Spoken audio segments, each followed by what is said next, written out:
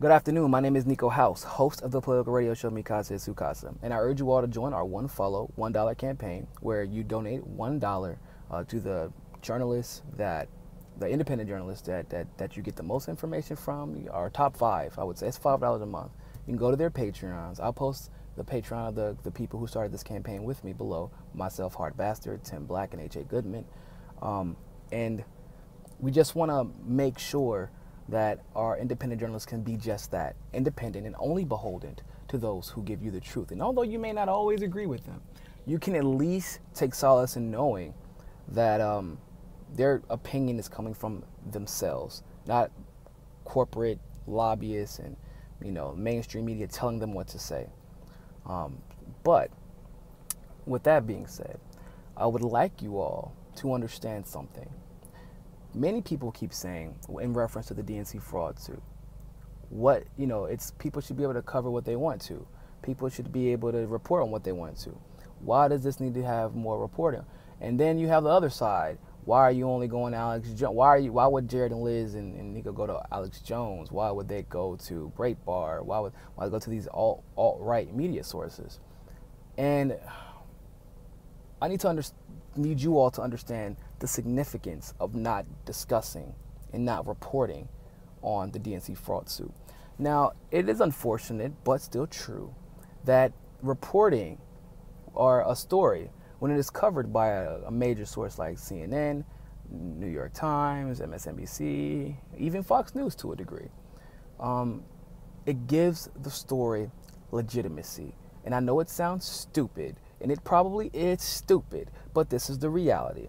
And when you don't have those news sources covering it, there's a reason for that. Because you guys are forgetting that it would be one thing if nobody was touching it. But there's a reason that only the right is touching it. It's because, unfortunately, well, not only the right, but as far as the mainstream media is concerned, only the right is touching it.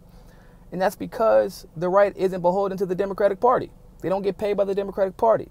They don't want to go in the White House with the Democratic Party, per se. They're not looking for jobs, lobbying jobs, media consulting jobs, press secretary jobs. Like, they're not beholden to the Democratic Party. So, of course, they're going to report on the DNC fraud lawsuit.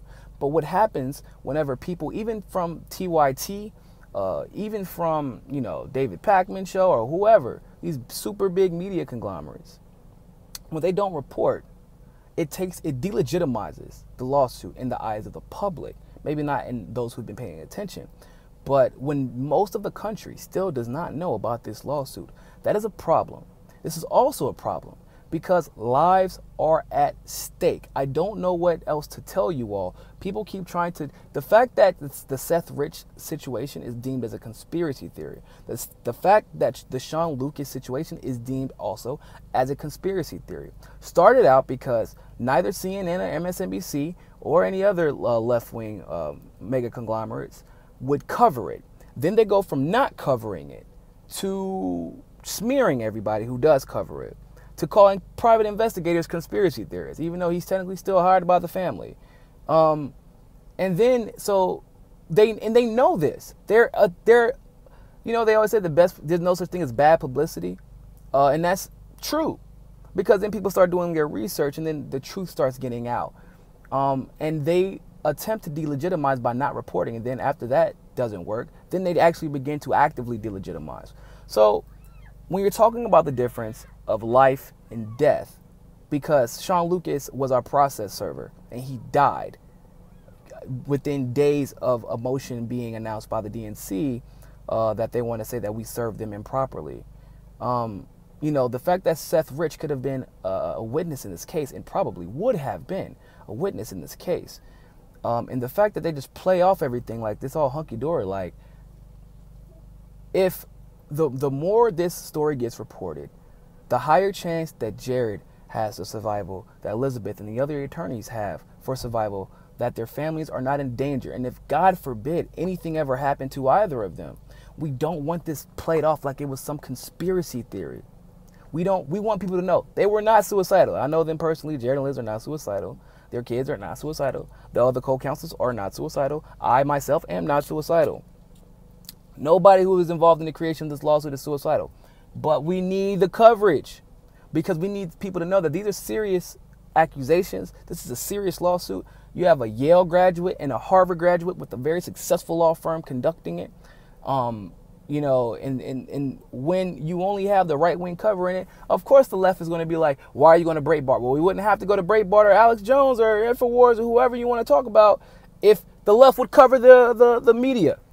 But every single view, every single analysis given by this lawsuit, about this lawsuit, every time it's covered legitimately, decreases the likelihood that someone will be hurt.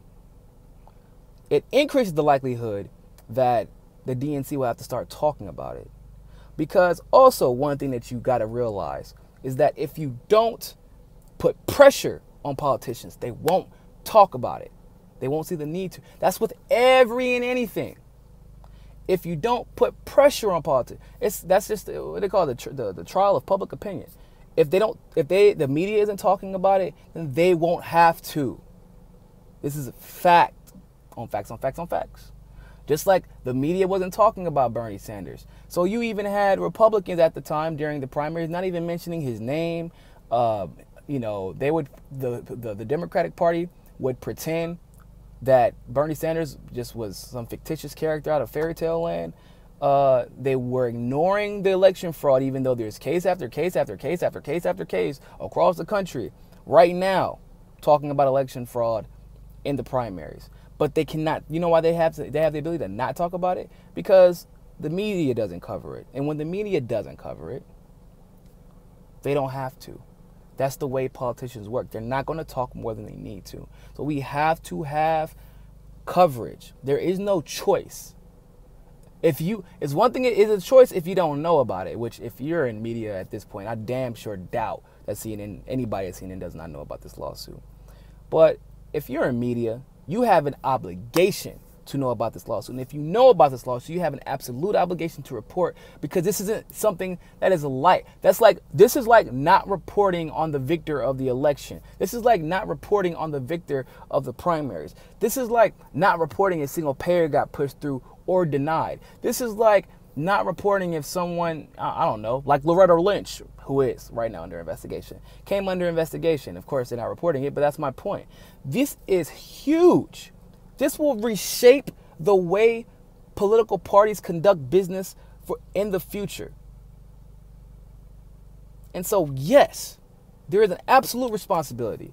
There is a moral and ethical obligation for anyone to cover all aspects, as many as they have the time to, I should say, legitimately have the time to. I'm not talking about like, oh, I've been busy covering whatever, and so I can't do 5 minutes to cover this aspect, even though, they know, they've been watching. They're on Twitter all day. You see all these personalities, journalists and media personalities all over Twitter all day. So you know what they're seeing because they get tagged in 50,000 different things a day.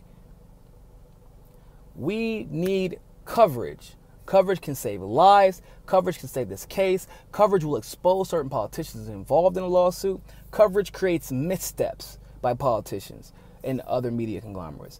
Coverage means that certain people in CNN will probably be held accountable, considering that they were colluding with the politicians and to get Hillary Clinton elected, that they propped up Trump purposely. Coverage will probably let us know, or because when coverage happens, people start doing their research. But we'll probably let people help people understand why Trump was winning from the beginning and that their polls were completely and totally fallacious. Coverage will let us know why exit polls were taken down once people started reporting, hey, there's a lot of election fraud going on over here. Why are we still certifying the votes for states if there's clear election fraud? More than 2%, gotta decertify. There's no election at that point. So, anyway, that's my take on it. Let me know what you think. Like and comment below. Please donate to our one follow $1 campaign. And always remember, ladies and gentlemen, find your balance.